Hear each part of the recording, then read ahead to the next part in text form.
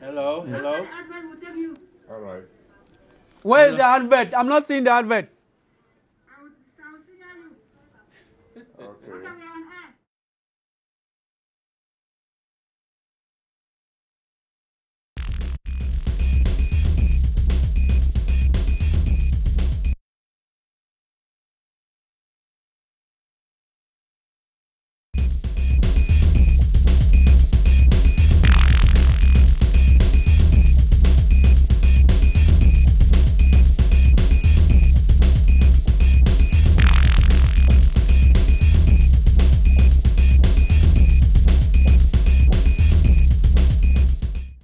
Welcome to today's edition of Press Hour.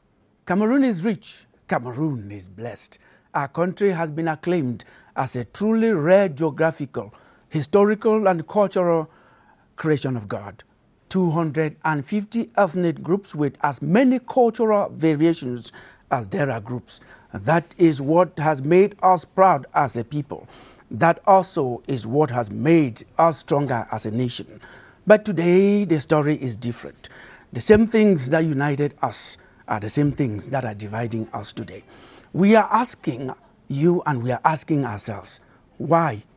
Why are we using the most envied cultural diversity, our asset, our trump card, to destroy our most cherished values? We are going to attempt to answer this why our cultural diversity, which is an asset, is being used. Otherwise, that will be what we'll be talking about on Press Hour today, and we have people who are qualified for that topic. I begin with you, Richard Nde. Richard Nde is the publisher of the Herald Tribune newspaper. Welcome to the program. Thank you very much, Kilian. It's my pleasure to be here once more, and I want to extend my greetings to viewers of CRTV, and hoping that my contribution is going to help in nation building. As usual, we expect so much from you. And next to you is Honorable Chief N.N. Bile. Honorable Chief N.N. Bile is a traditional ruler by his right, and he is here. He is well rooted in cultural values, and we know you're going to give us your know-how on this program. Chief, welcome to the program. Hello, Kilian. Hello, viewers all over the world. Thank you for having us this afternoon. Yes, our culture is our national asset. At the same time, may cause some problems, as we will discuss. Thank you very much. We look forward to seeing your contribution, to having your contribution. Make sure that we do not go backward, we go forward. And next to me, to my left, is a member of the National Commission for the Promotion of Bilingualism and Multiculturalism. He's no other person than Mr. Jean-Marc Afesi Mbafo. Welcome to the program. Thank you very much, Kilian, and good afternoon to my co-panelists, and good afternoon to our televiewers. Yes, we know that your commission, many people count so much on your commission to get us out of this, because it's all about bilingualism and multiculturalism. Exactly. The commission, yes, certainly has its mission to work for the willingness of Cameroon's people to live together, but also we count on panelists like the ones we have here on stage today and other stakeholders to help us in this fight. We are honored by your presence. Thank you very much. And to the left extreme left of the ASSERT, we have Elias Ngalame. Elias Ngalame is the publisher of Echo Outlook newspaper. Welcome to the program. Thank you. We are welcome, and I'm glad to be part of this panel. This topic, you know, cultural diversity. Misused asset, that's the question we're going to answer on our discussion today. But before we get to that, our regular slot is the weekend review in our slot press review, done for us by Emanuela Vemnui, as usual. Emanuela.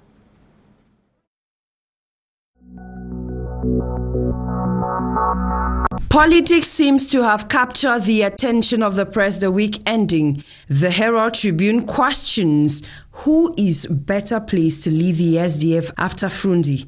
OC is tipped to assume SDF chair, but Frundi warns John Donatus, reports The Horizon. Honorable Jean-Michel Ninche then strikes Honorable OC again on The Guardian Post, accuses him of treason by siding with MPs of the CPDM to pen controversial letter to U.S. Congress and calls for his resignation. But OC swears, "I did not visit the presidency in 2018, as Ninche had accused on the Post Weekender.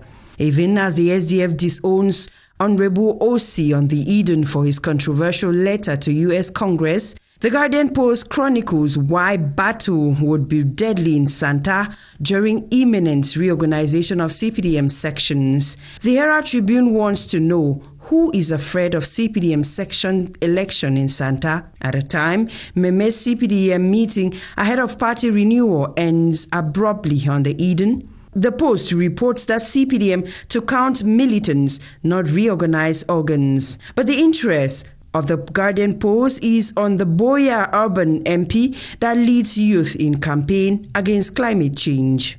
There is then outrage on the Guardian Post as suspected Amber fighters kidnap, torture female journalist Fame Bunyo Yayise. The Horizon newspaper quotes Siseko Ayok, "Ambazonians will resist until the last man standing."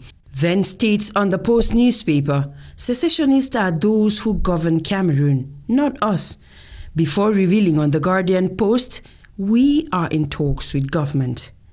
Just when French Foreign Affairs Minister advocates dialogue with separatists on the same paper, the Post quotes Charles Mambo, former CPDM stalwart in UK. "Truth, reconciliation, federalism is the only way to resolving Anglophone crisis." At a time, 16 womb youths rot in Kondengi since 2016 on The Voice. Human Rights Watch then chronicles Amber atrocities on the Chronicle Times as the population of Mbonge jubilates as ruthless Amber general, 7 fighters killed on the Guardian Post. As insecurity, COVID-19 surge worry lawmakers on Cameroon Insider, Parliament calls for the respect of barrier measures against COVID-19 on Cameroon Tribune, while insisting on massive testing on the same paper. Minad Boss then takes COVID-19 fights to Yaoundé markets on the Guardian Post as Bamenda 2 Council disinfects schools on the Herald Tribune. The Eden announces government and World Bank intention to assist 80,000 COVID-hit families before Southwest Governor Okalia Bilai storms streets, sensitizing, distributing face masks amidst COVID-19 surge on the Post Weekender. Cameroon then goes heart in hand to Equatorial Guinea following the deadly explosion in Bata on Cameroon Tribune. To the Median, Biya rushes 2 ministers to Bata with assistance. Biya assists Equatorial Guinea blast victims on the Herald Tribune just when Lifaka Tabetando eye top jobs in Parliament on the Horizon. But Biya maintains Eli Nyat Kavai as Senate and National Assembly head on the Guardian Post. To the Voice Weekender, Old New Parliament Bureau, SDF Senator Emilian Nkeze ejected as Moshigo settles in, even though Nkeze Emilia's removal from Bureau creates uproar at Senate on the Guardian Post. Let's now end our press review with this story on the Herald Tribune, where a man has allegedly killed his pregnant concubine over a bottle of beer which cost 700 francs. The supposed witch doctor Tico Gilbert and his 20-year-old 7-month pregnant concubine were living together in Babaju, West region of Cameroon. A misunderstanding had ensued over a bottle of beer, making Gilbert to beat up the lady mercilessly to death. He's currently at the Babaju Gendarmerie Station to answer for his crime. Until I come your way again, this is your Hour with the Press.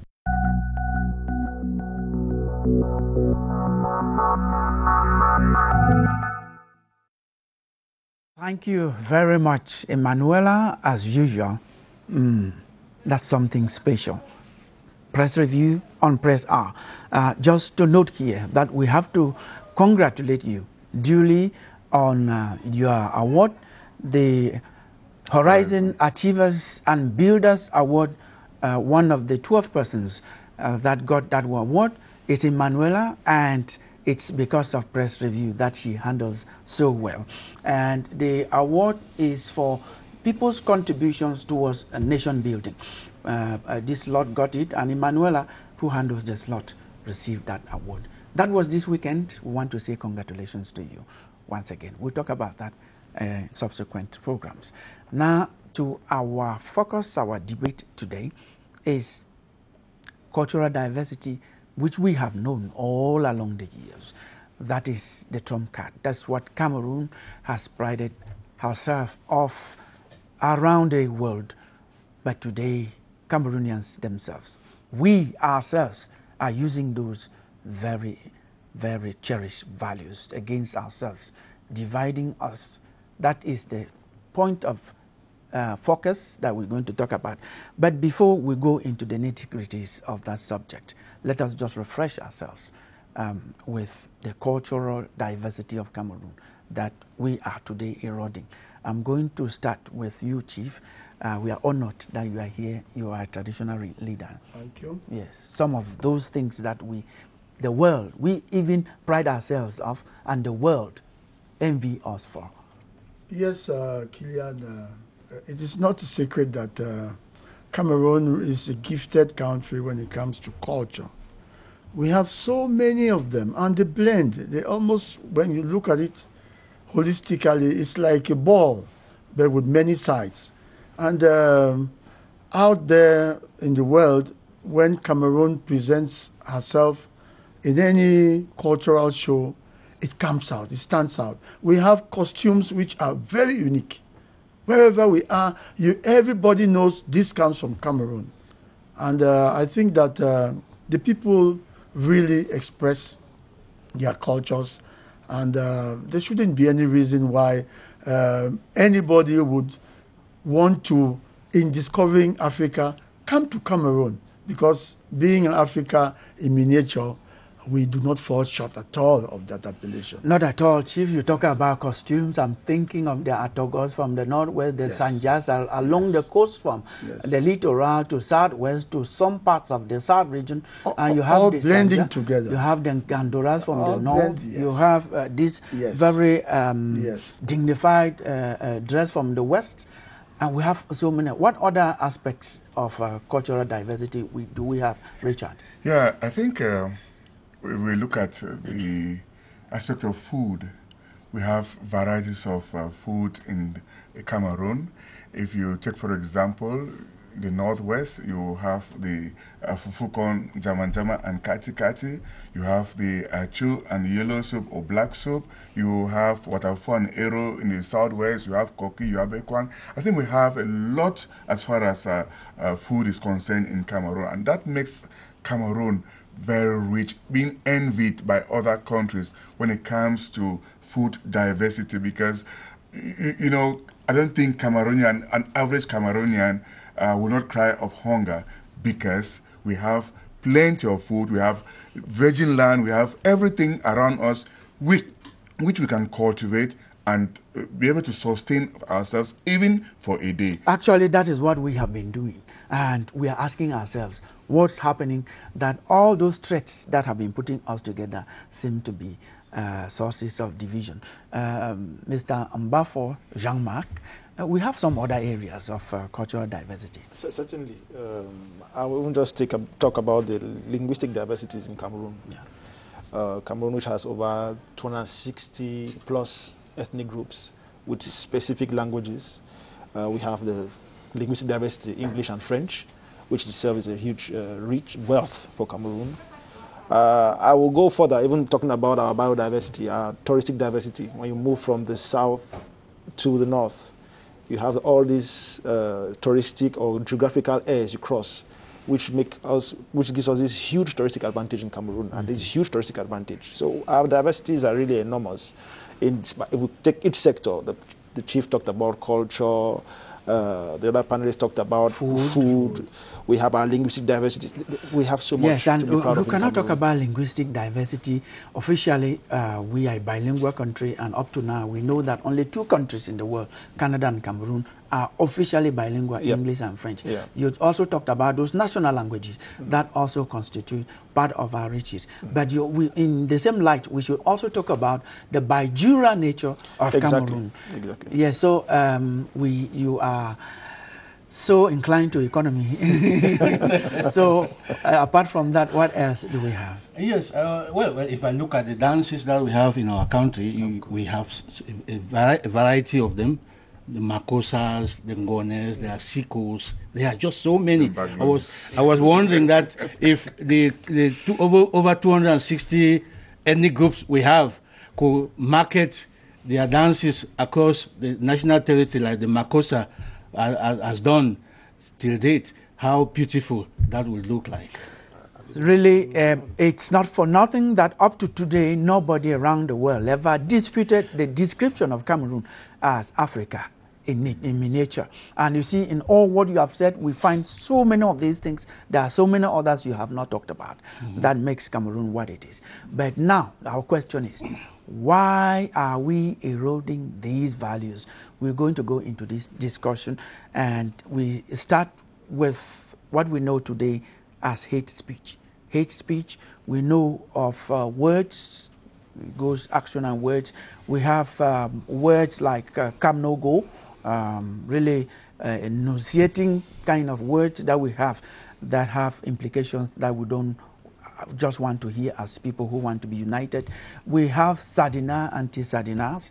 We have Bosniak. We have Gadamayos. We have even in behavior, the way people behave in the streets, in their offices, they are exhibitions of hate, of hatred, and we have so much of that. So what are those things that cause such hatred amongst us today? I think we're going to start with Mr. Bafo, who is from the National Commission for the Promotion of Bilingualism and Multiculturalism, who knows so much, you have so much, you have been working on that. Yeah, I think your question, I got your question. Just what causes some of these What are the causes of You're just some of starting, these, other people will complete. Of this, of hate speech in Cameroon, or the feeling of exclusion. I think, first of all, it starts with the feeling of exclusion. When we feel discriminated against, we have this feeling of exclusion. We have this feeling of being different than the other. We have complex issues of complex. I feel inferior to you, or you feel inferior to me. These are ingredients that make for the propagation of hate speech in Cameroon. Of course, we have socio-economic difficulties that cause exacerbate the issue, political and ideological differences which exacerbate the issue. But all that coming down to a lack of understanding that these differences ought to be wealth for us and not a reason for separation or a reason for antagonism. Yeah. Yes, your commission, the Musonga Commission, the National Commission for the Promotion of Bilingualism and Multiculturalism, is doing so much. We are told you are here to tell us what your commission is doing. We're going to get into that. Elias, what are some of the causes of such hatred amongst ourselves? Yes, Killian, I will look at it from the politics or ethnic politics. There are so many of those causes. But if you look at the policy of ethnic politics that our 2 regimes have used this far in this country, it is some sort of used for the wrong purpose.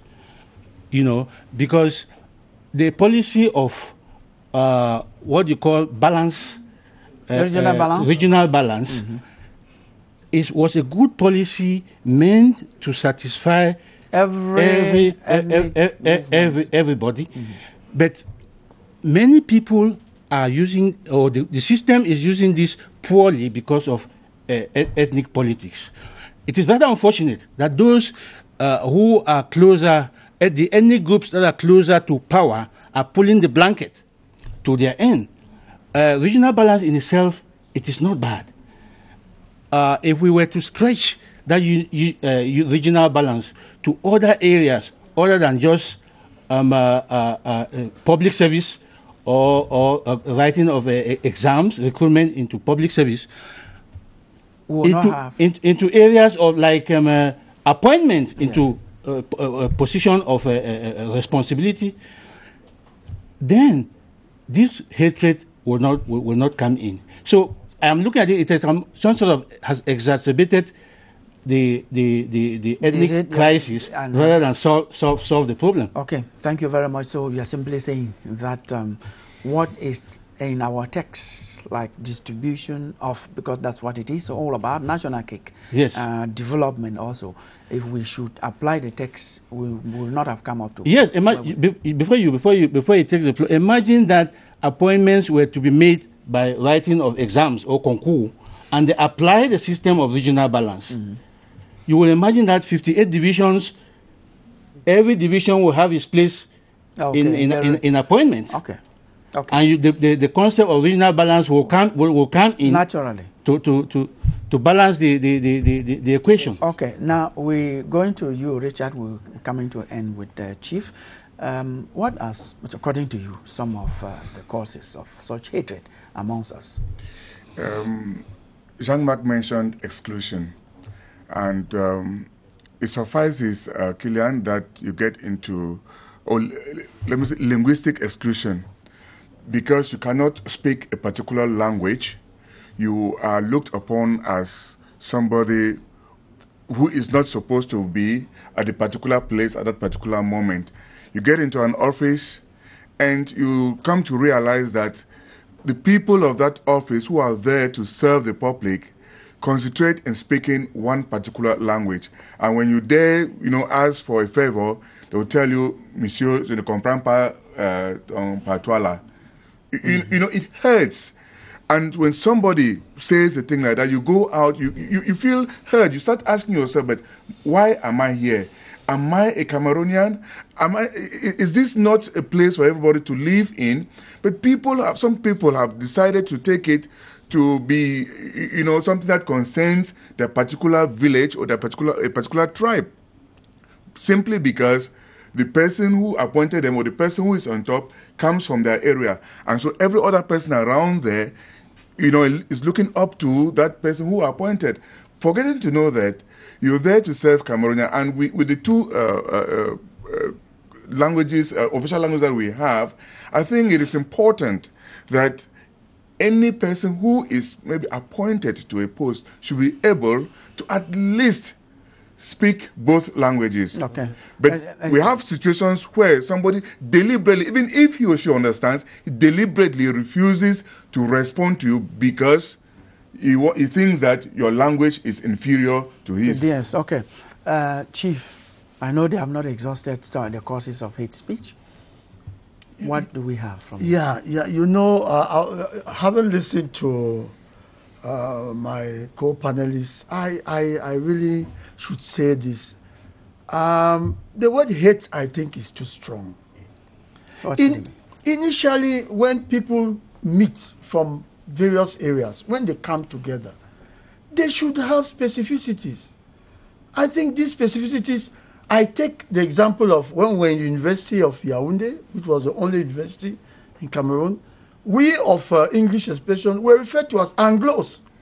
Les Anglo. Mm-hmm. Of course, there was a negative connotation behind it, meaning that, these people who dress badly, these people who speak a language that we don't understand, these people who are always together, they don't mix. There were some things, but I think beyond that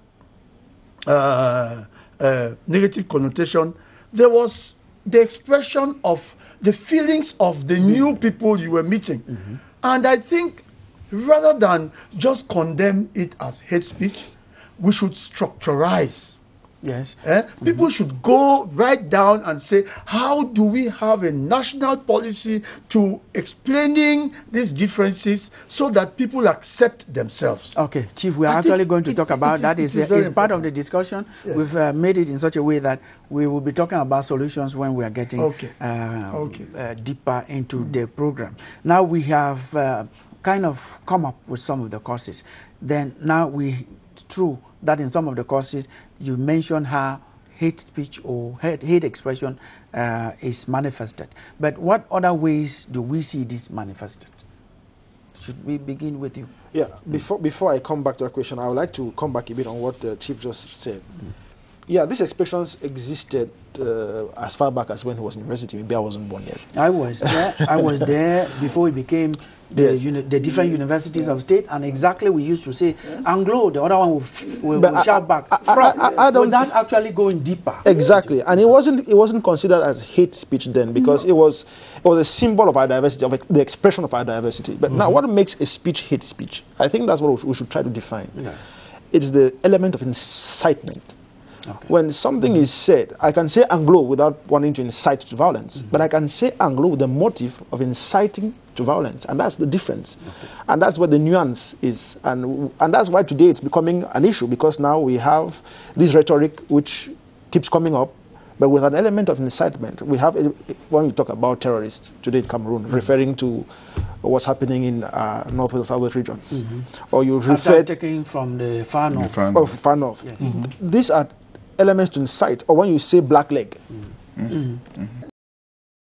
to incite, and that's what makes it hate speech. Exactly. I think that's the nuance we should make. Let's look at the way all those hate speech, hate expressions manifest themselves. Yeah. Now, coming back to how they manifest themselves, of course, verbally. Yes. The language we use today on social media, the kind of things we share, the kind of things we post, the kind of things we write, the kind of things we comment on, or the kind of comments we make on things which we see on social media. Even physically now, we have physical expressions of hate speech, attacking people physically, calling for violence on a certain group of people because they belong to a certain ethnic group or political, even family. We have sardinas, tontinas. I think these are some of the ways in which we are experiencing, and we are, I would say, living hate speech today in our country. In Cameroon, yes. Alias? Yes, some people have the false illusion, or the illusion that the country belongs to them more than others, and they look at others from a distance. And that is why they can easily tell you what is your problem? Tu viens d'où? Tu parles en tant que qui? You hear such utterances, because they have gone over the years to think that because they belong to a particular ethnic group, the country is theirs. You are a stranger coming in, and this is what provokes some of those hate expressions. Yes. Yeah, I think you need to go to some of these local restaurants around, and I mean, I come from an area where achu is my staple food, but you get into a restaurant and you find somebody eating achu with a fork or spoon. That is already a sign of disrespect for me, who comes from an area where I know that achu is eating with a finger, and it's a sign of disrespect to me. And I think I can react. That can push me to react to either maybe ask the restaurant owner, please, can you, tell your client to either respect our traditional, or he moves out. Now, there is a problem at that level. Go ahead. Allow me to react, because sincerely, this is a wonderful opportunity to show how tolerance is at the bottom of this. Now, I was in a restaurant in Mutengene, and I love achu a lot, and I asked for achu. It was served. I always eat achu with a fork. And now, when I started eating with a fork, this reaction was made to me. That no, we don't eat achu with a fork here. You should leave it. I left. I left, and I didn't eat, and I paid. And I'm telling you, the woman was so shocked. And that was the last time that woman... You see, to sum it all up, you who think you own a meal which is loved by so many other people, you cannot dictate how that meal is eaten by those people, because it's not a national dish. Exactly. Yeah, that's part of the that is part of the problem. Yes, I'll go back to it's a national dish, But I think we need to respect the codes. culture of the people. codes of how to- It has nothing to do with For your example, culture. it's the same like if you see if somebody from Manu finds you eating waterfall and arrow with a fork, he too gets angry. No, I he think because he doesn't. thinks that you are desecrating He will not get Richard, angry. He will Richard, just notice that you are eating it differently and let it go. No. Once your dish is accepted by other people, accept the differences of those people when they enjoy it. You cannot say Achu goes with Richard, finger and nothing else. Yeah, I It's think not those possible. things are ebbing out Tolerance, with modernity. tolerance. Imagine our culture where they say a woman is not eating gizzard. Go to a supermarket there, gizzard are sold in a woman buys, you meet a woman in her house now eating. Sold in kilos. That's why it's no longer gizzard. Let me come back. Yes, it's a very strong traditional problem. Yes. Women eating gizzards. Yes. In fact, if you gave an egg to my grandmother, she will hate you that you are trying to make her commit something that is unacceptable. but then that's elsewhere. What is an egg? You see, we must demystify. We must be tolerant. Yes. Now, we are going towards now making responsibility. Yes. Now, let me on that issue because that's part of Very good. That is Very part of what we are talking about. Yeah. We have COVID, we have death, we have cholera, we have so many other things. In some places, you don't even have water. You get into a restaurant, that thing has been prepared, it's been cooked. Yes. The germs are killed with hot water. Yes. The spoons, the plates, and the rest are the water is a problem. Yeah. If you wash your hands, this is a question, Richard. As they are saying, I think we should evolve. If you wash your hands in bad water, you will eat dirt. Yes. Don't you think that, as he says, that should be part of tolerance? Yes. That will not amount to hate speech. Tolerance. Hate expression. I think I will beg to differ as far as that is concerned. Because I find that as a form of desecration. You are desecrating a culture of a people. You know, you cannot tell me that somebody who cooks and sells achu in a restaurant will lack water for people to wash their hands. Then you don't cook it. You don't prepare it. Because it's, you know... Are you saying what is done or what is supposed to be done? We are talking about what is done. That is what is done. There are people who don't have water, clean water, I should say. Because of none of their fault. Probably because running water is not available. I've had to enter a restaurant and buy water, mineral water, tangi, or to wash your hands. Yes. Because the person who served me water, when I look at the water, I'm like, yeah. I can't wash.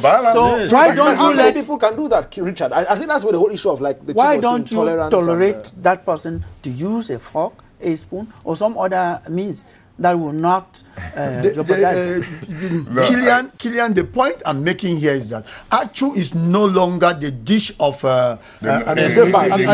Yes, it's not. I refuse. It is a Cameroonian dish, a national Cameroonian dish. And when anybody eats achu, you don't go to each home where achu is being eaten to make sure that if it is not eaten with the hands, it is no longer achu. No. In public, Chief, you need to respect. I think these are culture. That's some of these things we need to learn. You can't you need to learn how to do it. Because if you don't learn how to do it, you always do it the wrong way. Don't forget that there are also conflicts of culture. Yes. Yeah. You know, because a European enters a restaurant in Polytech, yes, you don't expect him to eat achu with the hands. No, in his culture, I have seen that some of them they enjoy it when they see you. They want to try it as well. We have belabored that example, and it's a very good example. Very good. It fits very well with what we are talking about. Now we are going to look at intolerance. Yes, it's part of the problem. The problem, we agree. We're going to look now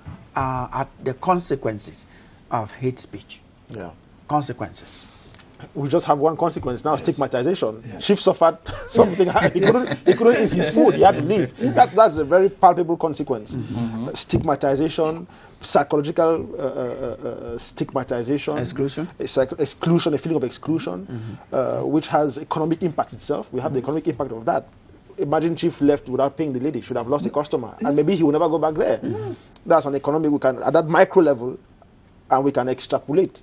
If he did not pay, maybe the door would have been blocked for him. It would have generated into a fight. We have physical consequences that follow. So, hate speech in Cameroon we can, just from the example, come out with a number of consequences of hate, ranging from the psychological trauma we suffer, the physical freedom, the freedoms of speech, which I mean, we are all talking about freedom of speech, democracy, but that itself is endangered. Democracy and the elements of democracy, which are freedom of speech, freedom of expression, which are all put to test with the advent of hate speech in Cameroon. Yes, consequences, Elias, I know some of you who publish, all of us, not even all, some of you who publish, but since you are publishers, you use social media in multiple ways, more than some of us do, because we do that otherwise. How do you see the consequences, given the way it is used widely on social media? Of course, it kills potentials, because when you start excluding people, when you start from the realm of doing things, they feel withdrawn, and this is how talents are lost in our country. When you tag other people as second-class citizens, you make them feel excluded, and they don't exploit their full potential to contribute to the national wealth of the country. Yes, Richard. Yeah, I think the consequences of some of the consequences of this hate speech could be that, you know, somebody like Elias says feels dejected, or sees himself as an outcast, as somebody not wanted by the society or by a particular group of people. And, you know, even if whatever thing you would have had to say, you would prefer to stay quiet than to, you know, try to make any contribution or to, you know, do something that may benefit others. You just think that maybe if I do this, I'll be considered as this. I will not be accepted. So the best thing for me to do is to stay quiet and to let things go. Yes, Chief. Anything more? Yes. I think that part of the consequence would be that you, as has been said, you would not appreciate the quality or the value of people's contributions. Somebody would be, let's say, become timid because just as he entered, they said, "Oh, donating shares à l'anglophone là." And you know, whether you like it or not, the name Anglophone has been given a negative, a pejorative connotation. And even if it is not, if Anglophone may just say, well, that's how we identify somebody who speaks English.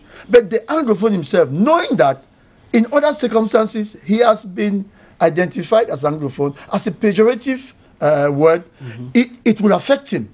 So I think that the existence of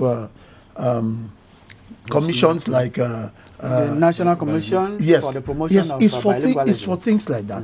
They should really go deep, get deep, and demystify. For example, if a Francophone calls you Anglo, so bloody what? I'm an Anglophone.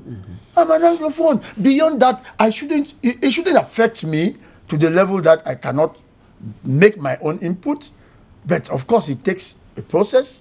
It takes time. So I think that calls for sensitization. What's exactly? Yes, exactly. The calls for sensitization. That's what we are doing right now. Yes. That's why the Commission has embarked on this new and robust campaign to fight against hate speech and xenophobia in Cameroon, and which is going to go, well, for this first phase, a 3 months intensive campaign, but which is going to go beyond the 3 months because, like Chief Radi put it, our mission is to work for the willingness of the people of Cameroon to live together. What is in the campaign? What is in the campaign? I would say we have 4 or 5 major activities. The first of which is the press conference which we had to announce this campaign. The second, which is a number of meetings which we'll be holding, we'll begin holding with what we call relay groups and different structures, the media, civil society organizations, which are groups we think we can build a coalition with, we can build synergy with to fight against this malaise in the nation. Of course, we have a colloquium which we are preparing to hold in the next few weeks or months. Of course, then we'll go down to the field, go down to the regions, go down, carry the campaign, what we call a proxy campaign with Cameroonians to sensitize them on hate speech, the dangers of hate speech with regards to our living together, and even the provisions of the law which deal with the issues of hate speech. So yeah, it's a robust campaign, but already within the commission itself, and before we launch this new robust campaign under the instructions of the head of state, His Excellency President Paul Biya, we already have a committee, an ad hoc committee within the commission, which has as mandate to monitor and follow up this phenomenon, which is, I would say, maybe not a new phenomenon, but a phenomenon which is taking new proportions. So you're telling us that you have the capacity to do that? As a commission, I wouldn't say alone we have the capacity. Yes, we have the men and people who, within the commission, we have qualified people who are appointed to the commission who can carry this fight. But for the fight to be effective, we need to build synergy. Yes, synergy. Talking about synergy, you're supposed to have had since last year or so. The regional branches you don't have yet. How are you going to do this? Yes, you have not installed them. We've not installed them yet. Well, we were in the process of installing our regional branches. Some regions already have identified buildings which are undergoing renovations. And once those renovations are done, we are going to proceed with installing our regional branches. But we're talking about the coalition. We're talking at, I would say, maybe the strategic level. We have structures like ANTIC, like the NCC National Communications Council, like the Telecommunications Regulatory Board. These are structures which we can build coalition with. We have other structures like the National Youth Council to carry the fight or carry the sensitization at the level of the youth, and such structures with which we hope to build. We are going to take one example, just one example known to all of us, and that example is not the only example. We have such examples across the country. Yeah. We have a hate speech town crier in Boya. That one is known to everybody. And we have some others in other towns in the country. That happens and it happens again. Are you blind to that? We are not blind to that, and I think it's because of this kind of events that we have been instructed to carry out this new robust campaign. But mind you, in 2019 and 2020, we carried out the first campaign on hate speech through media, social media. But it's because of this resurgence of such town criers and such expressions of hate speech that we are going on a new and aggressive campaign for hate speech. We are not blind to it, absolutely not. And that's why we are at it again. That's why a new campaign is necessary, is needed. Yes, you talked about the law. We are going to come back to that. Maybe you need to explain what you meant by town crier. I don't know how it means, because frankly speaking, there's somebody who comes out clearly regular on the social media, and it goes viral. Recorded and video messages. It talks about goes frontal. Targeting people. That one is I think it's a fact. Yeah, it's a fact. I think, but I even also want to say that the Prime Minister's attention got to that, and he went and advised the person to stop that. It is known to all of us. But after first congratulating him? Well, he asked him, it was his approach. You know, he is a calm, quiet person with an approach that is not violent. The fact that he went there to tell the person a pedagogic stop. Approach. Yes, a pedagogic approach. Yeah.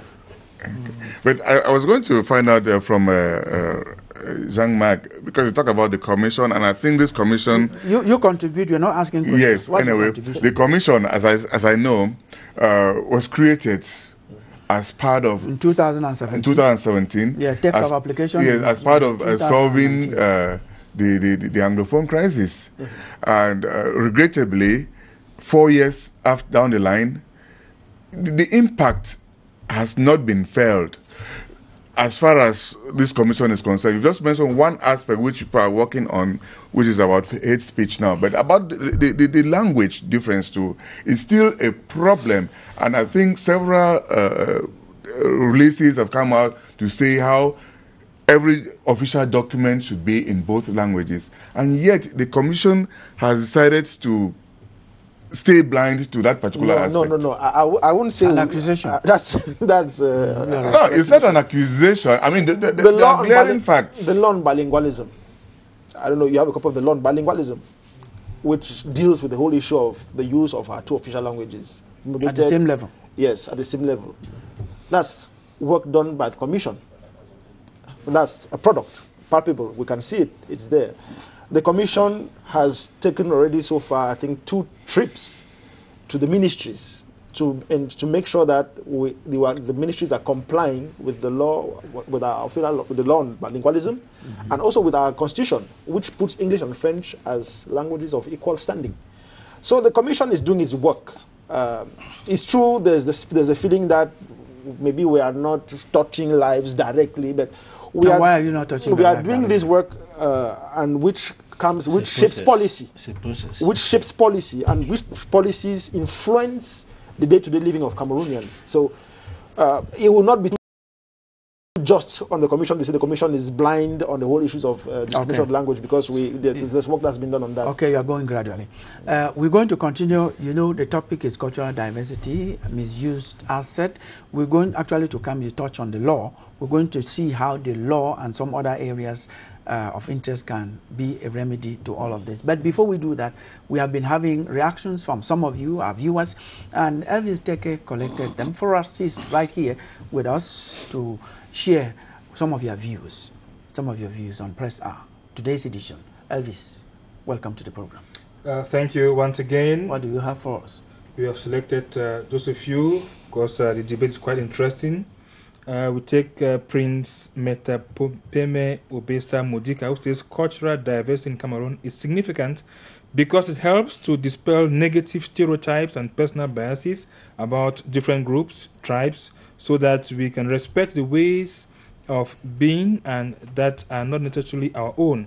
Unfortunately, some Cameroonians are intolerant and are not willing to understand and recognize the habits of other tribes. And Divine for Nyomlo says we haven't wasted everything about the asset. We are good in some but terrible in others. For example, we are good in adopting foreign cultures, but we are very careless about preserving our own norms and values. And unfortunately, we adopt the cultures that are coming from outside. And he says, therefore, we need to get back to the basics of life and see the power and even the shamelessness and taboos that have been controlling our moral values. Thank you very much, Elvis. Dear panelists, you listen to that. Just snappy reaction before we continue on what he has read. Chief? Yes, I think that the point raised there was the need for us to valorize our own culture. You know, there was a time in this country where you would find people, 100 people would sit in a hall. You will hardly find 2 or 3 in traditional attire. Mm-hmm. I think slowly that is changing. And let us not forget that the building of the textile industry of our country depends a lot on us wearing our own traditional attire, and that makes it means that you make little businesses have some activity. So I think that's a good point. Yes, really, Richard. Yeah, I think talking about preserving our own things and importing more of foreign cultures, we are so good at that, because you even find sometimes our dressings, you know, we import our music. Look at the genre of music that is being played today. It's all imported from a neighboring country, whereas we can use our own Makosa, we use our Mbaglon, we use our Bikusi, and also export. I think that's going to make our culture richer outside. Okay, but if we continue to you have not said we should not import, you have said we should boost us and export. Thank you. Yeah, an element that struck me from what you read, and which we discussed earlier in the program, the whole concept of cultural tolerance. Yes. Accepting the other's culture, or accepting the expression of someone's love for my culture, maybe not in my way, but not being intolerant to his maybe clumsy way of expressing his love for the other person's culture. Okay. That's something like Elias? Yes, talking about adding value to our culture, I begin to imagine a scenario where the over 250 cultural units or groups that we have in Cameroon can come together one day in a national cultural show, so that we don't only read on paper that we have 260 tribal groups or cultural units. This is physically manifested. If you take the Bamums and with their annual Ngon, you take the Doualas with their Ngondo, that is done annually. Imagine that all other cultural units have an annual festival. You can imagine how this can take Cameroon to places. And in the far north, you have the Cock, you have so many other festivals. Now, let's come back to the crux of the matter. Yes, Killian, yes, Chief. there is one thing, now that I've understood what you meant by town crier, let me say this, please. There is a mistake in appreciating how the Prime Minister reacted. Please, that town crier you referred to had fought the separatists. Yes, separatists in such an effective way. He had stood alone with a lot of courage and had gone sometimes to their den and had provoked them and had told them they should stop, they should not come. So that was what the Prime Minister referred to when he said, job well done. He did not concern the other part of it. Exactly. Of course, every child has excesses, and I want this to be understood once and for all.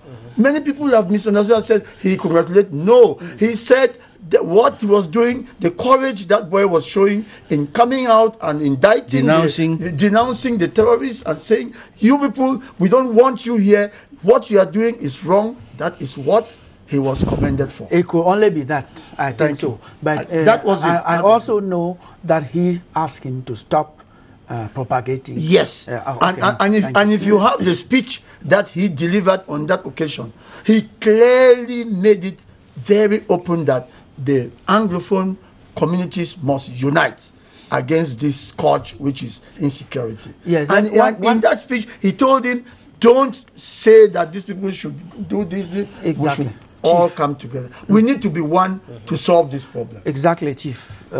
Frankly speaking, knowing that we agree that that's going on and it's still going on, why are some of the elite letting it go?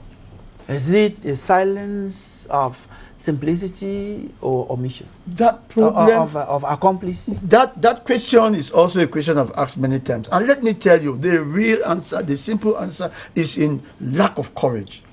Many people don't want to be identified talking about it because they fear how it will affect their, not only them because they may have left, but their families, their properties.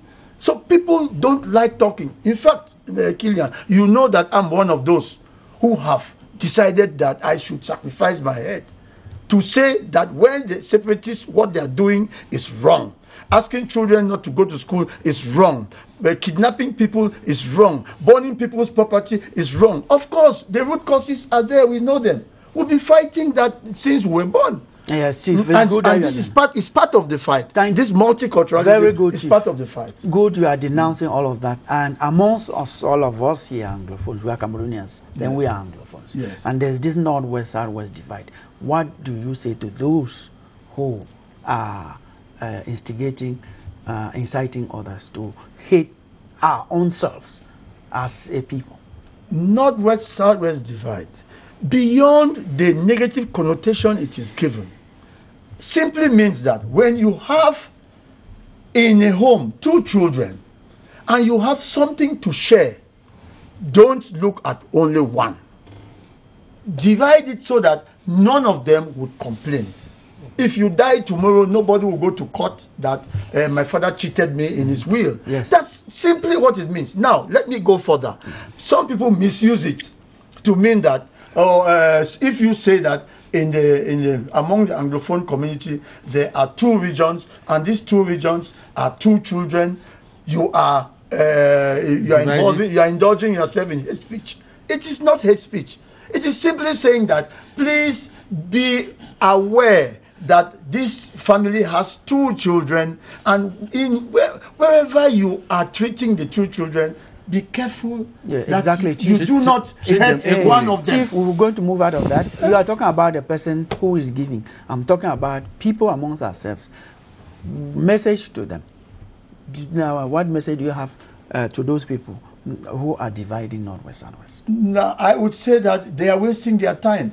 Sincerely, if there is a group that has been so closely knitted in Cameroon, in of Northwest and the South. Okay, thank you very much. So we are moving away from that. We are moving away from that. We're moving away from that. We're moving away from that, but you're asking about what should be done. I mean, I think the law, which was about to quote, because there is a law that says anybody who promotes or hate speech or xenophobia is punished, and these are the things. That's what we are an about example talking. should be set, Yeah. because the particular town crier, if an example has been said on him, I think others will respect. Others will told the lie. And exactly that's what we're going to talk about It now. is just that one the excess remedies. that you can say. The remedies, he has already started talking about the Generally, he law. was positive Yes. in fighting the amber. But First of all, today, yes. I would like to Today, the remedy. Yeah, I'll come back just very briefly on what the Chief just said. I am of a generation where there are some differences which we don't want to deal with.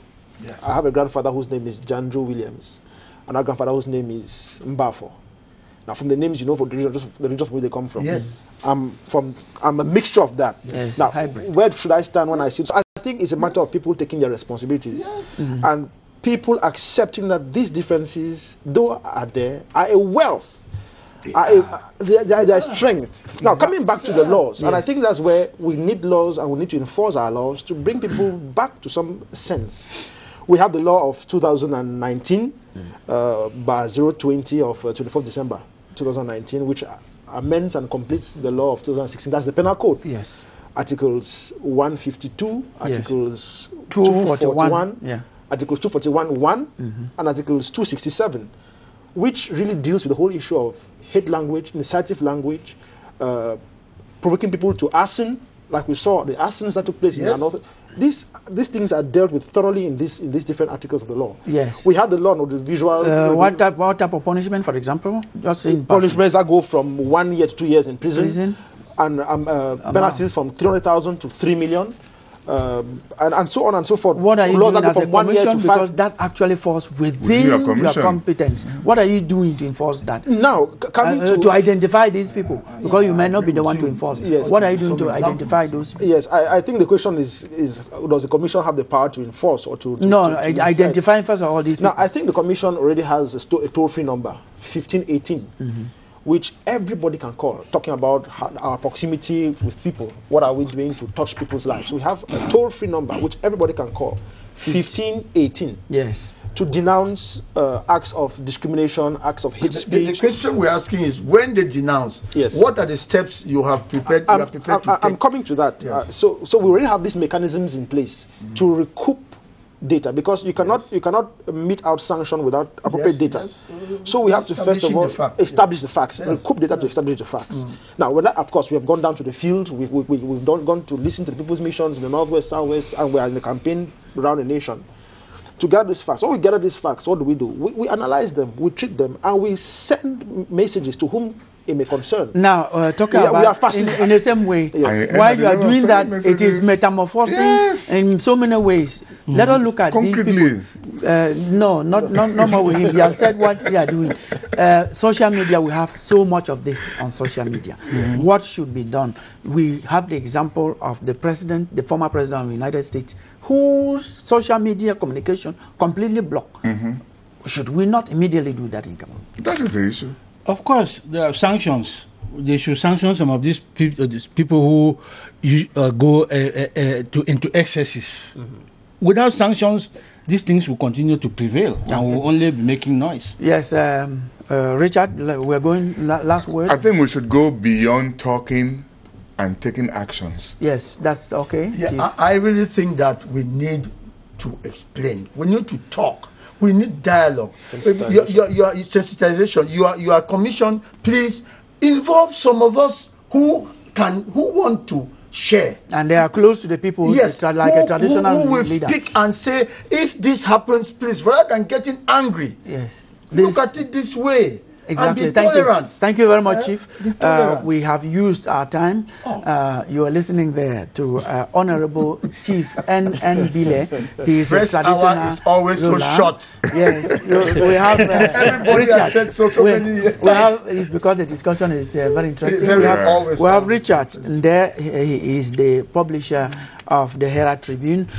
We have Jean-Marc Afesi Mbafo. He is a member of the National Commission for the Promotion of Bilingualism and Multiculturalism. We had our own Elias Ngalame, publisher of Echo Outlook newspaper. newspaper. Ladies and gentlemen, thank you for your time. If you didn't watch this program from the beginning, you can have a rebroadcast which comes up on Monday between 2:30 and 3 p.m. Or if you have your handset, laptop, wherever you are, connect to CRTV web. Go to Facebook page and you watch us at your convenience. Thanks once again. Have a nice day. Thank you for coming. Thank you. Thank you. Well, I didn't know that the time had gone. no, that is